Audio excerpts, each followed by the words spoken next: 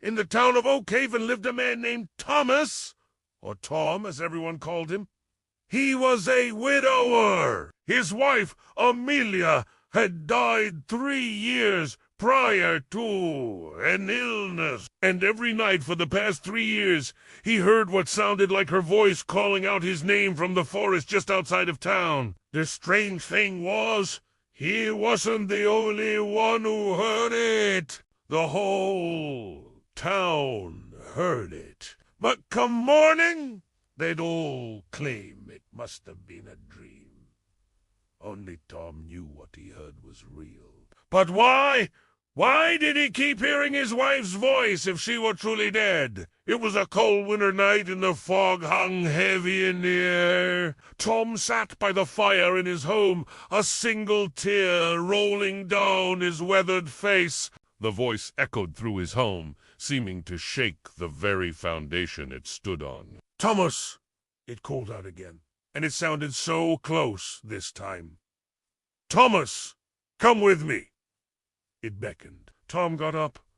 He couldn't take it any more. For 3 years he'd heard the voice calling him, but he'd never answered. He didn't know what to expect, but he had a feeling that tonight would be different. He grabbed a lantern and walked out into the fog. The trees seemed to loom over him, their bare branches clawing at the foggy sky above. The fog was thick, so thick that Tom could barely see 2 feet in front of his face. But still, he walked on. The voice seemed to be coming from the old willow tree at the edge of the forest. As he approached it, the voice grew louder, clearer, more real. When he reached the tree, its voice stopped. Tom circled the massive trunk, his heart pounding in his chest. At the base of the tree was a small opening. The voice seemed to be coming from inside the tree. He peered into the darkness, trying to make out what was inside. Then he heard a soft whimper. Tom felt his heart break. Could it really be Amelia? Was she trapped inside the tree? If so, then he had to do something to help her. Taking a deep breath, he reached out and pushed aside the branches that hid the opening. Inside, he found a creature unlike anything he'd ever seen before. It was humanoid in shape, but its skin was stretched tight over its bones, making it look like a mummy. And the face, oh God!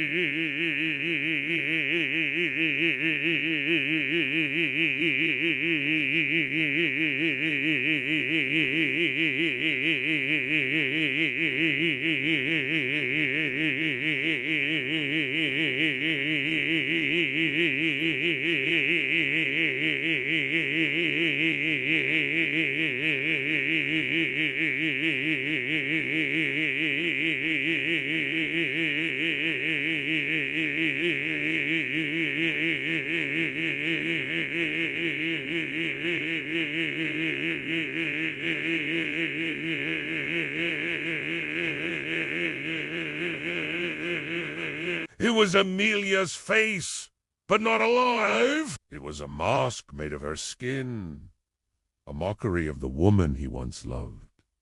But it wasn't just a mask. The creature was breathing, its chest rising and falling with each breath. Then it turned its head and looked at Tom.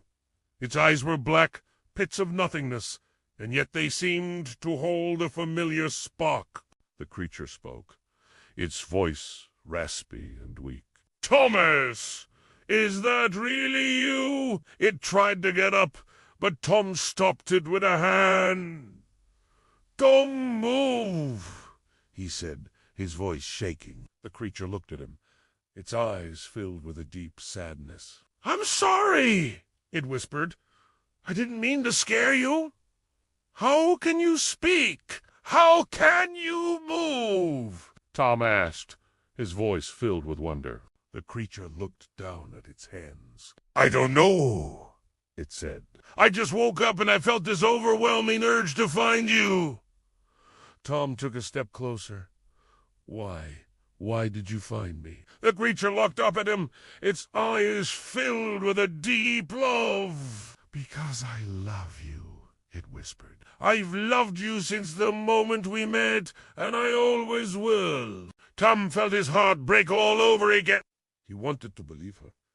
Really? But how could she still love him when she was nothing more than a creature of the night? The creature sensed his confusion and pain. "I know this must be hard to understand," it said. "But please, Thomas, believe me when I tell you that I am your Amelia. I may not be the same as I was before, but I am still me, and I still love you." Tom looked into the creature's eyes and saw the love and devotion shining back at him. He reached out and touched her cheek, his fingers trembling, and in that moment he knew that she was telling the truth. This was his Amelia, and she needed his help.